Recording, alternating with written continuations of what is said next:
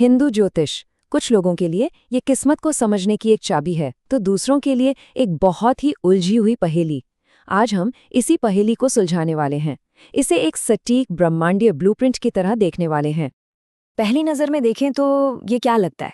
कुछ अजीब से सिंबल्स, एक कॉम्प्लिकेटेड सा अरेंजमेंट, है ना?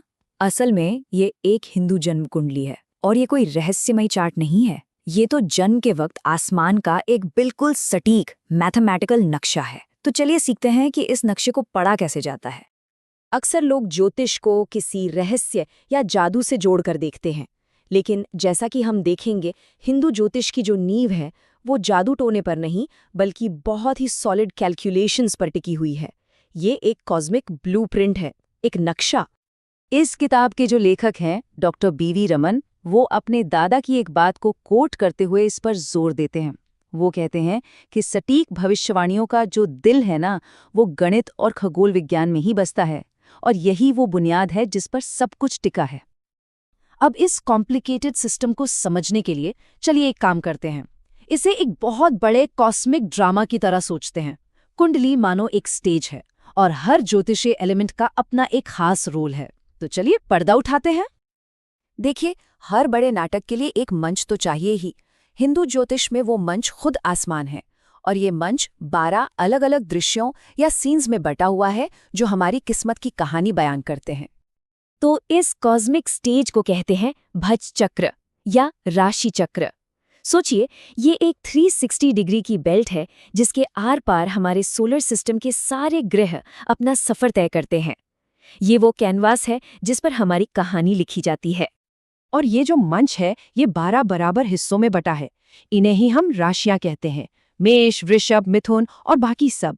ये हमारे कॉस्मिक ड्रामा के 12 अलग अलग सीन्स हैं, और हर एक का अपना एक अलग माहौल, अपनी एक अलग एनर्जी है। तो ठीक है, हमारे पास अपना स्टेज है, हमारे सीन्स भी तैयार हैं। लेकिन भाई, किसी भी नाटक के लिए एक्टर्स तो चाहिए, है ना? और वो जगह भी चाहिए जहां वो एक्ट करेंगे। ज्योतिष में ये रोल निभाते हैं ग्रह और भाव। जो ग्रह हैं, जिन्हें कारक भी कहते हैं, वो हमारे नाटक के एक्टर्स हैं। यही जिंदगी की घटनाओं को आगे बढ़ाते हैं।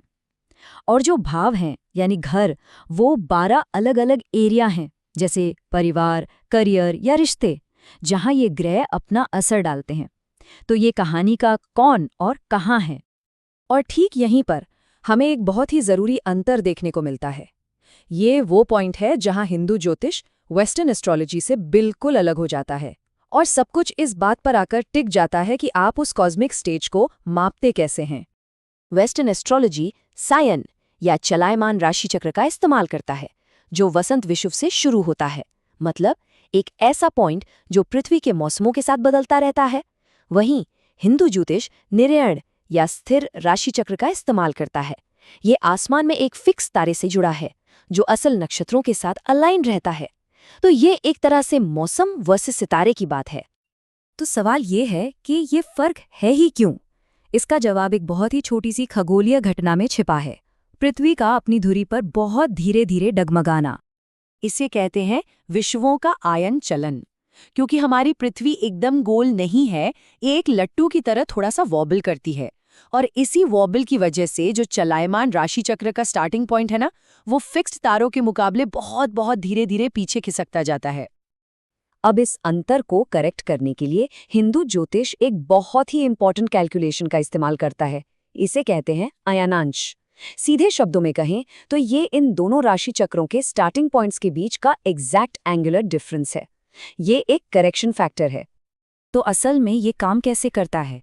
अयनांश एक सुधार है, एक करेक्शन। एक ज्योतिषी किसी ग्रह की पोजीशन को चलायमान राशि चक्र में लेता है, उसमें से अयनांश घटाता है, और जो रिजल्ट आता है वो स्थिर निर्यण राशि चक्र में उस ग्रह की सही जगह होती है। तो अब हमारे पास सारे टुकड़े हैं, मंच, दृश्य, अभिनेता और एक बहुत जरूरी मैथमेटिकल करेक्शन। तो चलिए देखते हैं कि ये सब मिलकर एक कुंडली कैसे बनाते हैं। इस कॉस्मिक ब्लूप्रिंट को बनाने का एक पूरा सिस्टमैटिक प्रोसेस है। सबसे पहले जन्म का एकदम सही समय और जगह नोट करना, फिर ग्रहों की पोजीशन कैलकुलेट करना, उसके बाद वो जरूरी अयनांश करेक्शन लगाना, और फिर लग्न यानी पूर्वी क्षितिज पर उगने वाली राशि को तय करना। इन सब को मिलाकर ही फाइनल चार्ट बनता है। इस कॉन्सेप्ट को और पक्का करने के लिए एक असली उदाहरण देखते हैं। साल 1918 के लिए अयनांश की कैलकुलेशन थी 21 डिग्री, 15 मिनट और 57 सेकेंड्स। अब ये जो वैल्यू है, इसे उस साल पैदा हुए किसी भी व्यक्ति के लिए सभी ग्रहों की पोजीशन से घटाया जाएगा। देखिए, इसी लेवल की सटीकता इस सिस्टम का आधार है। और इसी के साथ हम वापस उसी शुरुआती कुंडली चार्ट पर आ गए हैं। पर अब ये कोई रहस्यमयी सिंबल्स नहीं है। अब हम इसे वैसे ही देख सकते हैं जैसे ये असल में है। ये स्थिर निरयण आकाश का एक मैथमेटिकली एक्यूरेट स्नैपशॉट है, जिसे जन्म के बिल्कुल सही पल के लिए अयनांश से करेक्ट किया गया है। इस किताब के लेखक डॉक्टर बीवी रमन ने इसे सबसे अच्छी तरह समझाया है। वो कहते हैं, ज्योतिष का गणितीय आधार इतना सटीक और यथार्थ है कि इसके सबसे बड़े दुश्मन भी इसकी वैज्ञानिक प्रकृति से सहमत हुए बिना नहीं रह सकते। मतलब, तर्क ये है कि भविष्यवाणियों की इंटरप्रिटेशन तो अलग अलग हो सकती है, लेकिन जो अंडरलाइंग मैथ्स है वो अनडिलायबल है। तो ये हमें एक आखिरी सवाल पर लाकर छोड़ देता है। क्या ये कुंडली सिर्फ ब्रह्मांड का एक जटिल गणितीय नक्शा है, या ये इंसान की किस्मत का एक गहरा मार्गदर्शक है? शायद इसकी असली सच्चाई इन दोनों के मेल में ही कहीं छिपी है।